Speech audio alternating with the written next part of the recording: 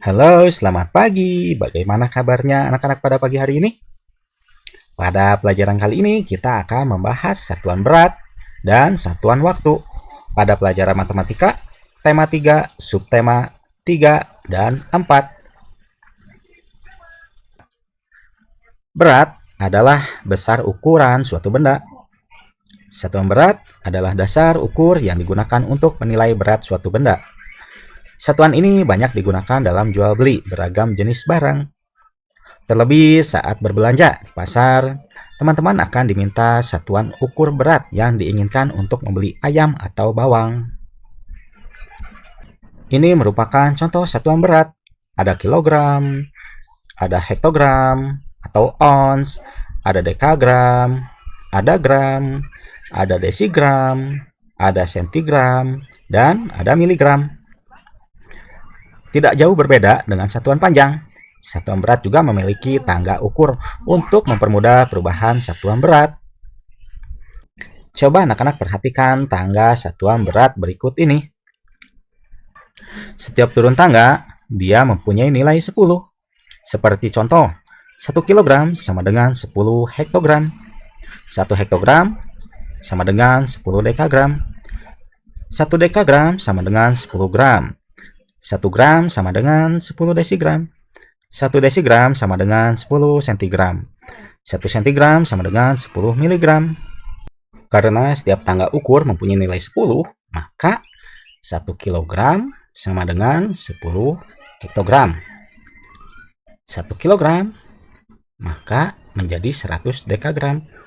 Kenapa menjadi 100? Karena 1 kilogram itu turun 2 tangga. Jadi, karena setiap tangga mempunyai nilai 10, maka dikalikan 10. Kita hitung ya. 1 kg sama dengan 10 dikali 10 menjadi 100. Nah, kenapa 10 kali 10 itu menjadi 100? Ingat pada perhitungan ya. Ini 10 kali 10 sama dengan 100. Jadi, untuk perkaliannya seperti ini. Karena 10 kali 10 itu sama dengan 10 ditambah 10. 10-nya itu ada 10. Jadi 10 ditambah 10 tambah 10 tambah 10 tambah 10 tambah 10 tambah 10 tambah 10 tambah 10 tambah 10. Ini 10-nya semuanya ada 10. Maka hasilnya 100. Gitu ya. Jadi kita ulangi lagi. 1 kilogram sama dengan 10 hektogram. Jadi 100 dekagram. Ya. Kalau misalkan 1 kilogram sama dengan 100 dekagram. Karena 1 kilogram turun 2 tangga ukur. Ya. Jadi 10 kali 10 menjadi 100 dekagram. Sekarang kalau misalkan dari kilogram turun ke gram, maka menjadi berapa? Kita coba ya. 1 kilogram turun ke hektogram 10. Turun ke dekagram 100.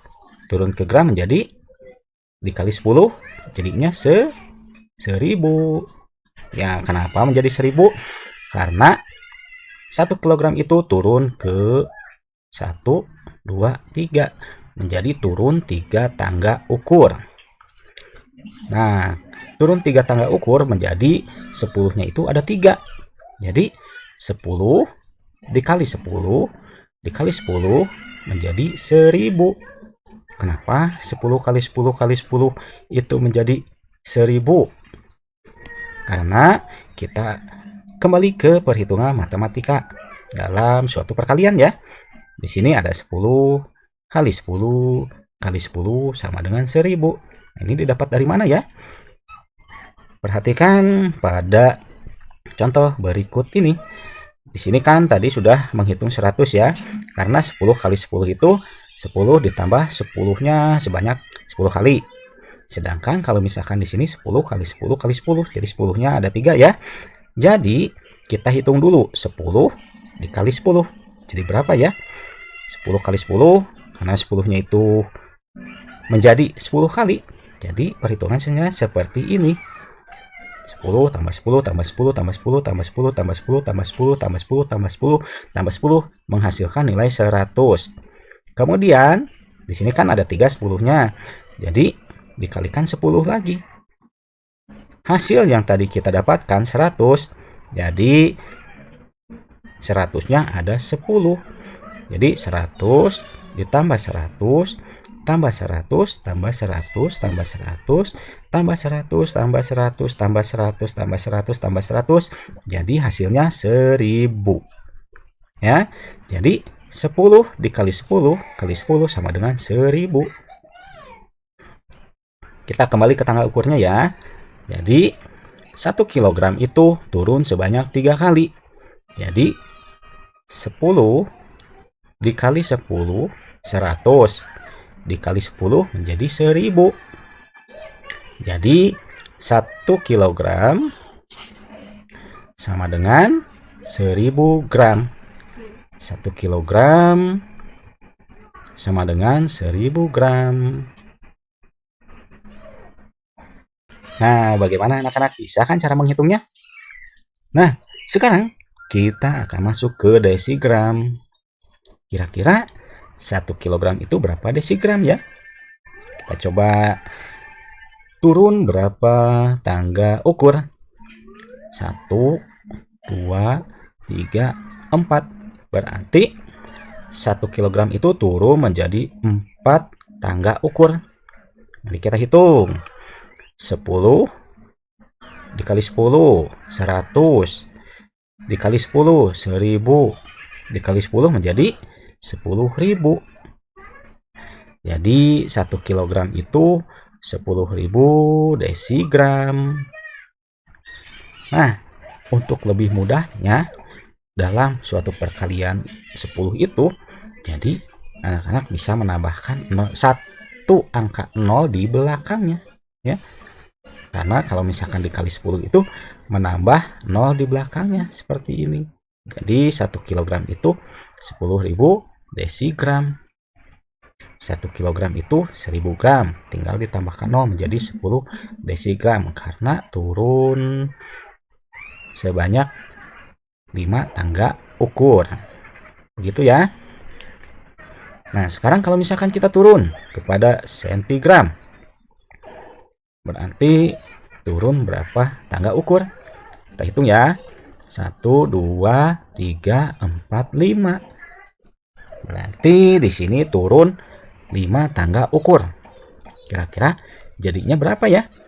10, 100 kali 10 menjadi 1000, kali 10 menjadi 10.000, kali 10 ditambahkan nolnya 1 menjadi 100.000.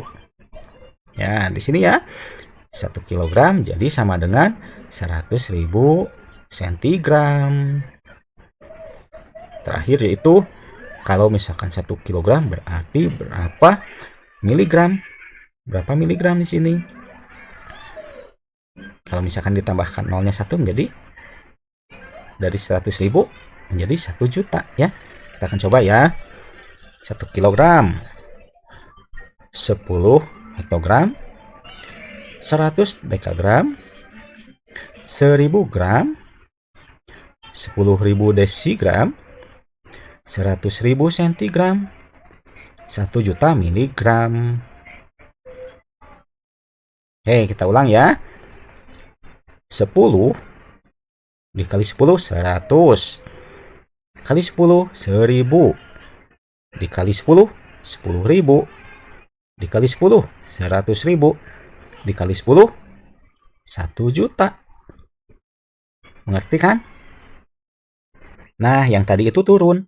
Sekarang bagaimana kalau misalkan naik? Kita mulai dari miligram ya. Sama halnya pada saat tangga ukur itu turun sama dengan tangga ukur itu naik. Tetapi kalau misalkan naik itu dibagi 10. Bedanya seperti ini ya. Kalau misalkan mempunyai nilai 1 mg. 1 mg sama dengan berapa sentigram? Berarti 1 dibagi 10 Kalau misalkan 1 dibagi 10, 1 dibagi 10, maka hasilnya 0,1. Seperti contoh berikut ini. 1 miligram menjadi 0,1 sentigram. Kenapa menjadi 0,1?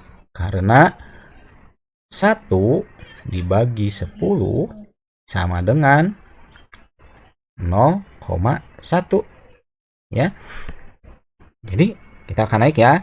1 miligram sama dengan 0,1 sentigram.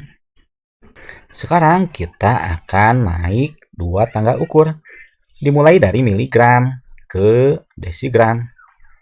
Perhatikan ya. 1, 2. Di sini naik 2 tangga ukur. Nah, kalau misalkan naik 2 tangga ukur sama halnya dengan pada saat turun 2 tangga ukur. Ya, kalau misalkan turun 2 tangga ukur itu menjadi 100. Di sini kalau misalkan naik 2 tangga ukur menjadi 100 juga. Karena naik itu dibagi 10, maka 1 miligram dibagi 100, maka hasilnya 0,01. Kenapa menjadi 0,01? Karena 1 dibagi 100 sama dengan 0,01. Atau kita balikan angkanya 0,01. 100 menjadi 0,01. 100 itu nolnya di belakang 1 itu ada 2. Sekarang kita pindahkan nolnya menjadi di depan. Nolnya itu ada 2 juga. Tetapi cara perhitungan yang betul yaitu 1 dibagi 100 sama dengan 0,01. Itu ya. Berarti di sini 1 miligram sama dengan 0,1 0,01 ya. Jadi 1 miligram sama dengan 0,01 desigram. Bisa dimengerti atau bisa dipahami? Kita coba lagi ya. Kalau misalkan naik itu dibagi 10 ya. 1 miligram sama dengan 1 dibagi 10. Jadi 0,1. Sedangkan 1 desigram karena itu nilainya menjadi 100, jadi 1 dibagi 100. Hasilnya 0,01. Begitu ya. Sekarang kita akan naik 2 tangga ukur. Dimulai dari miligram ke desigram. Perhatikan ya. 1, 2. Di sini naik 2 tangga ukur. Nah, kalau misalkan naik 2 tangga ukur sama halnya dengan pada saat turun 2 tangga ukur. Ya, kalau misalkan turun 2 tangga ukur itu menjadi 100. Di sini kalau misalkan naik 2 tangga ukur menjadi 100 juga. Karena naik itu dibagi 10, maka 1 miligram dibagi 100, maka hasilnya 0,01. Kenapa menjadi 0,01? Karena 1 dibagi 100 sama dengan 0,01. Atau kita balikan angkanya 0,01. 100 menjadi 0,01. 100 itu nolnya di belakang 1 itu ada 2. Sekarang kita pindahkan nolnya menjadi di depan. Nolnya itu ada 2 juga. Tetapi cara perhitungan yang betul yaitu 1 dibagi 100 sama dengan 0,01. Itu ya. Berarti di sini 1 miligram sama dengan 0,1 0,01. ya. Jadi 1 mg sama dengan 0,01 desigram. Bisa dimengerti atau bisa dipahami? Kita coba lagi ya. Kalau misalkan naik itu dibagi 10 ya. 1 mg sama dengan 1 dibagi 10. Jadi 0,1. Sedangkan 1 desigram, karena itu nilainya menjadi 100, jadi 1 dibagi 100. Hasilnya 0,01. Nah, sekarang 1 mg itu menjadi berapa gram? Kita coba ya. Di sini naik berapa tangga ukur? Kita hitung ya. 1, 2, 3. Nah, kalau misalkan turun hanya turun seperti ini, turun 3 menjadi 1000 ya. Sama di sini juga, kalau misalkan naik itu menjadi 1000 dari miligram ke gram, karena dia naik 3 tangga ukur. Jadi kita hitung ya. 10, 100, 1000. Karena di sini itu dibagikan, maka 1 dibagi 1000 menjadi 0,001. Nah, supaya lebih mudahnya yaitu 1000 ditukar nolnya tadinya di sebelah kanan menjadi sebelah kiri. Nolnya ada 3 juga sama. Jadi 1 mg sama dengan 0,001 gram. Tetapi cara perhitungan yang betulnya yaitu 1 dibagi 1000. Hasilnya 0,001. Nah, sekarang kalau misalkan 1 mg itu berapa dekagram? Kita hitung ya. Kira-kira naik berapa tangga ukur? 1, 2, 3, 4. Kalau misalkan naik 4 berarti 10.000 ya. Tetapi dibagi 1 dibagi 10.000 jadinya 0,001 dekagram. Perhatikan ya. 1 mg sama dengan 0,1 cm, 0,01 desigram, 0,01 gram, 0,001 dekagram. Gitu ya.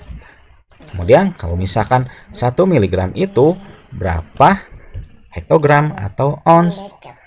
0,1 cm, 0,0 desigram, 0,001 gram, 0,001 dekagram, 0,001 hektogram atau ons.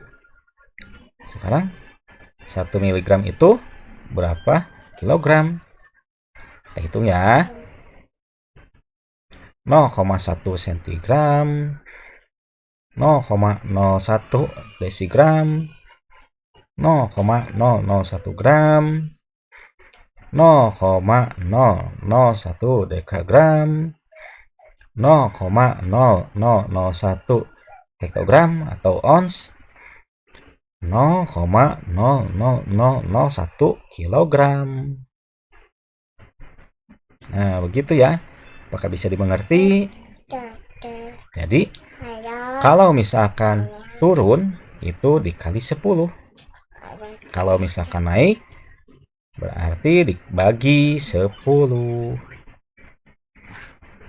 Pernahkah anak-anak diajak oleh ibu berbelanja ke pasar? Nah, ketika ibu berbelanja ke pasar, ibu selalu membeli sayuran ataupun ikan ataupun buah-buahan, yaitu ditimbangnya dengan menggunakan satuan kilogram, gram, dan ons. Misalkan ibu sedang membeli ikan. Ibu akan memilih ikan tersebut, kemudian menimbangnya. Kemudian ibu juga akan bertanya kepada penjualnya, berapa berat ikan yang ibu pilih? Kemudian pedagang itu akan menjawab, ikan yang ibu pilih yaitu 1 kilogram 2 ons dengan harga sekian. Nah, itu merupakan contoh pada saat ibu berbelanja ke pasar dan menimbang berat belanjaannya. Selain kilogram, gram, dan ons, ada juga ton dan kuintal yang sering kita dengar, namun tidak ada atau tidak masuk dalam tangga satuan berat. Mari kita lihat perhitungannya ya. 1 ton sama dengan 1000 kilogram. 1 ton sama dengan 10 kuintal. 1 kuintal sama dengan 100 kilogram. 1 kilogram sama dengan 1000 gram. 1 kilogram sama dengan 10 ons. 1 ons sama dengan 100 gram. Ini merupakan satuan berat yang sering kita dengar. Apalagi pada saat anak-anak sedang diajak oleh ibu berbelanja ke pasar. Pasti anak-anak sering mendengar satuan berat berikut ini. Jadi, perhitungan ton dan kuintal itu lebih berat daripada kilogram. Perhatikan contoh berikut ini. 3 kilogram sama dengan berapa gram? Kita perhatikan dulu ya. Dari kilogram ke gram itu, berapakah turun tangga ukur? Kita lihat dari kilogram turun ke gram itu sebanyak 3 tangga ukur. Jadi kita hitung ya. 1 kilogram sama dengan 10, 100, 1000. Jadi 1 kilogram itu 1000 gram. Di sini dimintanya 3 kilogram. Jadi 3 kilo dikali 1000, maka hasilnya 3000 gram. Kemudian 4000 gram berapa ons? Ons itu kita masukkan kepada dekagram. Ya. Kita cari dulu satuannya. 1 gram itu berapa ons? Di sini gram ke ons itu berarti naik. Kita perhatikan ya. 1 gram naik berapa tangga ukur? 1, 2. Berarti 1 gram itu menjadi 10, 100. Jadi kalau misalkan 100 berarti dibagi 100. Di sini berarti 1 gram itu 0,01 ons atau 1/100. Di sini diminta 4000 gram. Jadi 4000 dibagi 100 sama dengan 40 ons. Contoh berikutnya yaitu 1 kuintal 50 kg. Sama dengan berapa kilogram? Kita cari dulu 1 kuintal itu berapa kilogram. Di sini kita menemukan bahwa 1 kuintal itu sama dengan 100 gram. Karena dimintanya di sini 1, maka 1 dikali 100. Maka hasilnya 100. Sedangkan di sini diminta 50 kg. Berapa kilogram? Kalau misalkan kilogram itu menjadi kilogram, jadi tidak naik dan tidak turun. Berarti nilainya tetap. Nilainya tetap di sini yaitu 50 kg. Jadi di sini ditambahkan 50 kg. Jadi perumusannya sebagai berikut.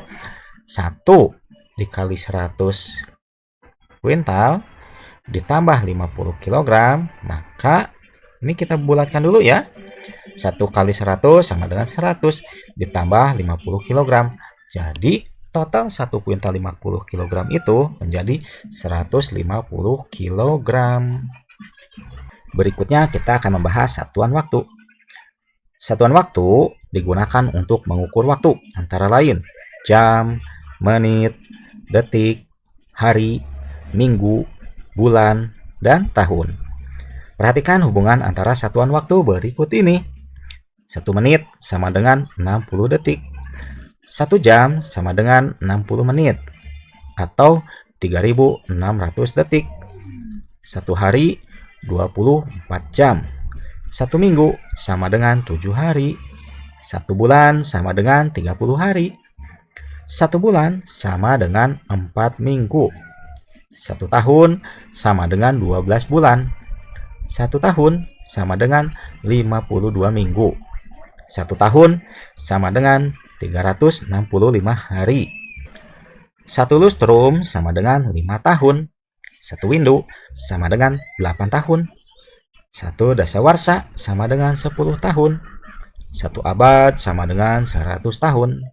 Ini merupakan satuan waktu. Bagaimana menentukan tanda waktu? Perhatikan gambar jam berikut ini. Pada gambar jam ada angka dan ada juga jarum. Ada juga jarum yang panjang dan jarum yang pendek. Jarum yang panjang digunakan untuk menentukan menit, sedangkan jarum yang pendek digunakan untuk menentukan jam. Jarum pendek berpindah 1 angka setiap 1 jam. Di sini jarum pendek ya. Jika jarum pendek itu berpindah dari angka 7 ke angka 8, berarti jarum pendek tersebut menunjukkan perpindahan jam. Sedangkan di sini ada jarum yang panjang.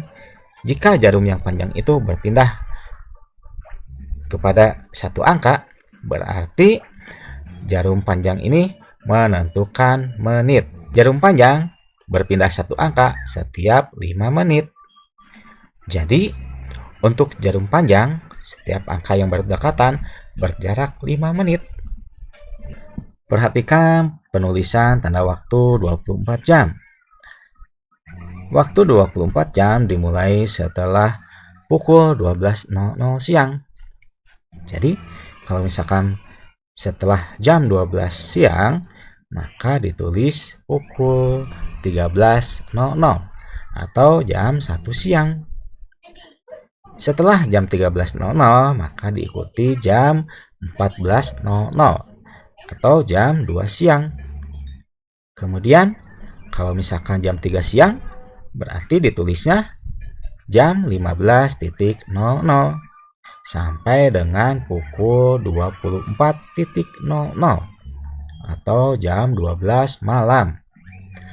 Pukul 12 malam atau pukul 24.00 disebut juga pukul 00.00.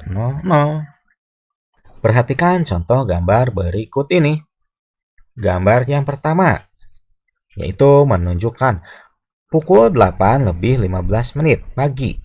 Ditulis pukul 08.15.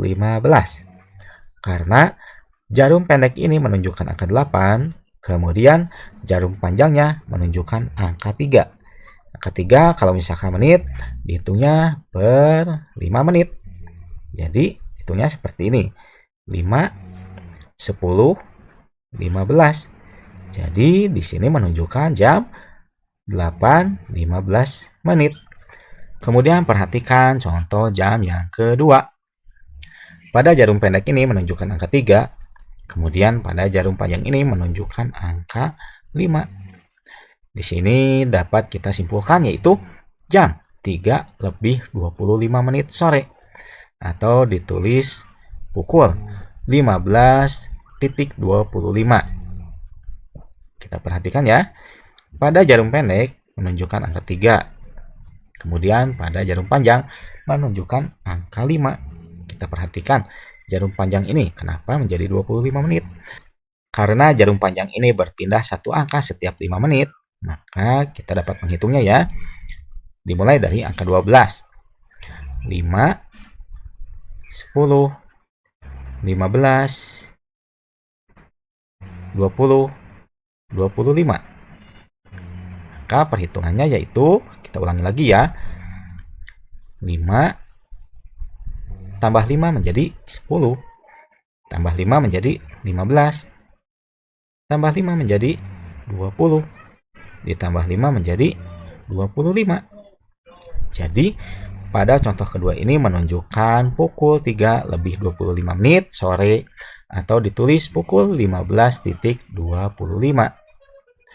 Kemudian, perhatikan contoh yang ketiga. Jarum pendek menunjukkan angka 11. Jarum panjang menunjukkan angka 12.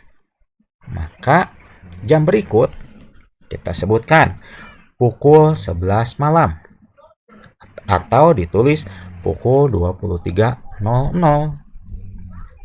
Kenapa pukul 23.00? Karena waktunya malam hari. Maka ditulis jam 23.00 atau jam 11 malam yang menunjukkan jarum pendek di angka 11 dan jarum panjang di angka 12.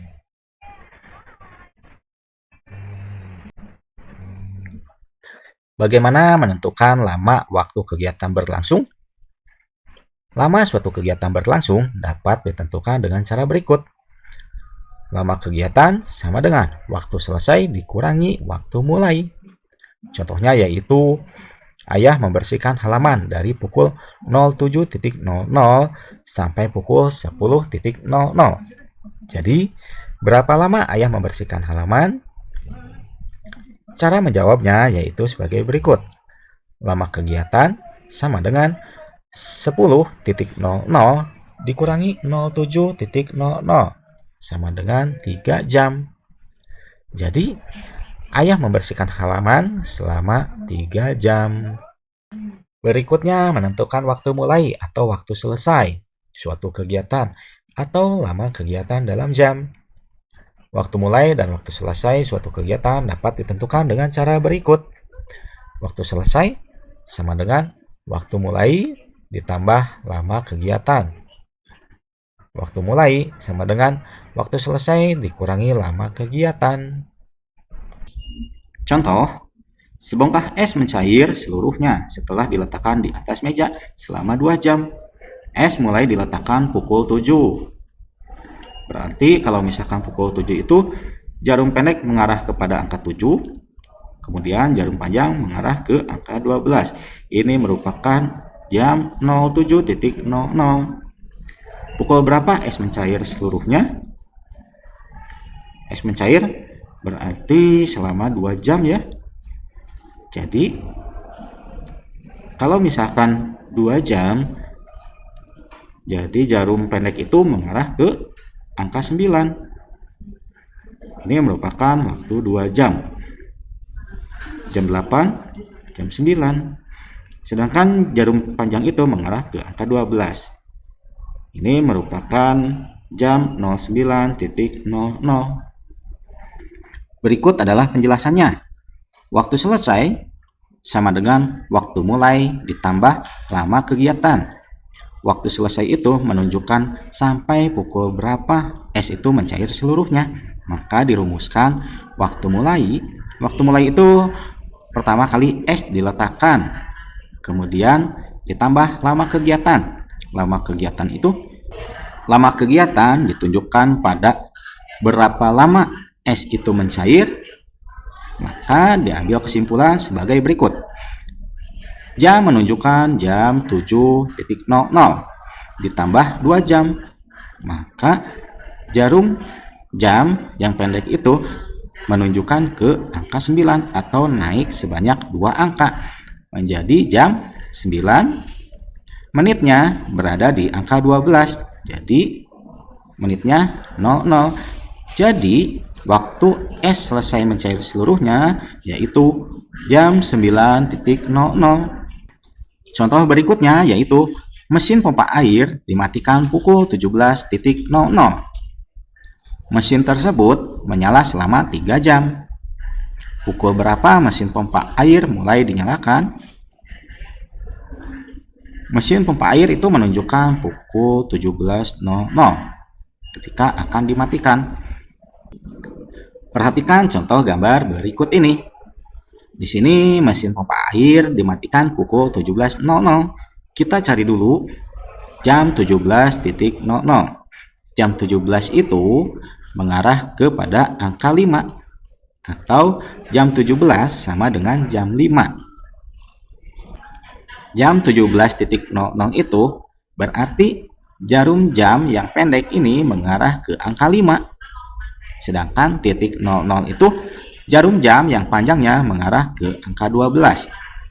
Ini menunjukkan jam 17.00 atau jam 5 sore. Di sini mesin pompa air itu dimatikan pukul 17.00, berarti jarum jam yang pendek mengarah ke angka 5. Di sini mesin pompa air menyala selama 3 jam. Jika menyala selama 3 jam, maka kita melakukan hitung mundur. Dimulai dari angka 5, 4, 3, 2. Atau kita perhatikan ya, pompa airnya menyala selama 3 jam. Kita hitung mulai dari 1 ya. 1, 2, 3. Di sini menyala selama 3 jam. Kita hitung lagi ya. 1, 2, 3. Nah, jam yang ketiga itu menunjukkan kepada angka 2. Kita ulangi sekali lagi ya. Kita melakukan hitungan mundur dimulai dari angka yang kelima. 5, 4, 3, 2. Maka mesin pompa air itu dinyalakan mulai jam 2 siang atau jam 14.00. Kita lihat jam yang di sebelah kiri ini. Ini waktu mulai dinyalakan jam 14.00 atau jam 2 siang. Kita lihat lagi ya cara perhitungannya. Waktu mulai sama dengan waktu selesai dikurangi lama kegiatan. Waktu mulai menunjukkan pukul berapakah pompa air itu mulai dinyalakan. Kemudian waktu selesai menunjukkan pukul berapa pompa air itu dimatikan. Sedangkan lama kegiatan menunjukkan berapa jam lamanya pompa air itu menyala. Jadi rumusannya sebagai berikutnya. Waktu selesai itu menunjukkan pukul 17.00 dikurangi lamanya kegiatan yaitu 3 jam. Kita tadi sudah mencoba melakukan perhitungan mundur dimulai dari angka kelima, yaitu angka 5 menunjukkan jam 17.00. Angka 4 menunjukkan jam 16.00. Angka 3 menunjukkan jam 15.00. Angka 2 menunjukkan jam 14.00. Jadi jika 17.00 dikurangi 3 jam, maka hasilnya menjadi jam 14.00. Jadi lamanya pompa air itu menyala selama 3 jam. Mulainya pompa air itu dinyalakan pada pukul 14.00. Begitu ya anak-anak ya. Sekarang kita akan menentukan lama kegiatan dalam satuan jam dan menit. Lama suatu kegiatan tidak selalu tepat dilakukan dalam satuan jam. Oleh karena itu, kita perlu menggunakan satuan waktu yang lebih kecil, yaitu menit. Kita tadi sudah mempelajari bahwa 1 jam itu 60 menit. Perhatikan contoh berikut ini. Sebuah tabung gas digunakan terus-menerus sejak pukul 06.10. Gas dalam tabung habis pada pukul 11.40. Jadi, berapa lama penggunaan tabung gas tersebut? Berikut adalah penjelasannya. Lama penggunaan sama dengan waktu selesai dikurangi waktu mulai. Lama penggunaan yaitu berapa lama tabung gas itu digunakan, kemudian waktu selesai. Kapan tabung gas itu selesai digunakan? Waktu mulai, kapan tabung gas itu pertama kali digunakan. Di sini kita perhatikan, waktu selesai itu pukul 11.40. Sedangkan waktu mulai pukul 6.10 menit. Jadi 11.40 dikurangi 06.10 menit, maka dihitung seperti ini. Kita gunakan perhitungan turun ke bawah. Kita akan hitung menit terlebih dahulu. 0 dikurangi 0 sama dengan 0. 4 dikurangi 1 sama dengan 3. Di sini kita sudah mendapatkan 30 menit. Sekarang kita akan menghitung jam. 1 dikurangi 6 tidak bisa, maka diambil 1 dari depan. Menjadi 11 dikurangi 6 sama dengan 5. Jadi lama penggunaan yaitu 5 jam 30 menit atau ditulis 5 jam 30 menit. Jadi tabung gas tersebut digunakan selama 5 jam 30 menit. Begitu anak-anak.